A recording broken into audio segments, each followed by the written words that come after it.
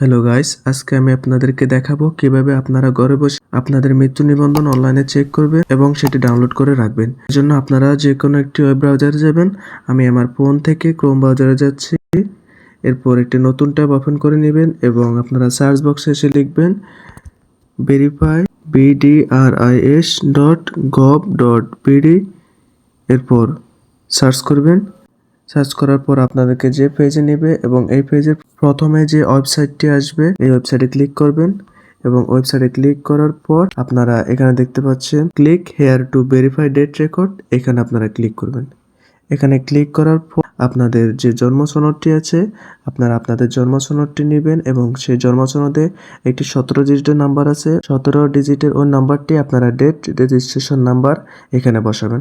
আমি আমার পরিচিত একজন যিনি মারা গেছেন তার জন্ম সনদটি এখানে বসাচ্ছি। দেখেন, জন্ম সনদটি বসানো হয়ে গেলে এখন এরপর নিচে অপশন আছে ডেট অফ ডেথ। আপনারা যার মৃত্যু নিবন্ধনটি বার করবেন তার মৃত্যু সনটা দিবেন। প্রথমে আপনারা বছরটা দিবেন, এরপর মাস, এরপর দিন দিবেন। ডেট অফ ডেথ লেখা হলে আপনারা নিচে যে ক্যাপচারটি থাকবে ওই ক্যাপচারটি আপনারা পূরণ করবেন। ক্যাপচারটি লেখার পর আপনারা সার্চ অপশনে ক্লিক করবেন।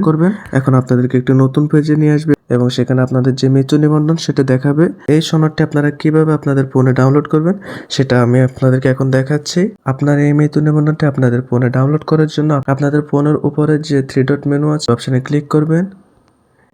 এরপর আপনারা শেয়ারে ক্লিক করবেন। শেয়ারে ক্লিক করার পর আপনাদের এখানে প্রিন্ট এই অপশনে ক্লিক করবেন এবং আপনারা আবার উপরে 3 ডট অপশনে ক্লিক করবেন। এরপর সেভ এস পিডিএফে ক্লিক করার পর আপনাদের মৃত্যু সনদটি আছে এই মৃত্যু সনদটি সেভ হবে। এরপর আপনারা আপনাদের ফোন থেকে মাই ফাইলসে যাবেন। মাই ফাইলসে যাওয়ার পর ডাউনলোড এখানে ক্লিক করবেন।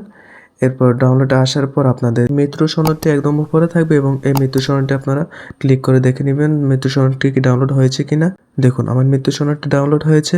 এভাবে খুব সহজে আপনারা আপনাদের মৃত্যু সনদটি অনলাইনে চেক করতে পারবেন এবং ডাউনলোড করে আপনাদের কাছে রাখতে পারবেন। যদি ভিডিওটি আপনাদের ভালো লাগে তাহলে আমাদের চ্যানেলটি সাবস্ক্রাইব করবেন এবং পাশে থাকা বেল আইকনটি অন করে দিবেন।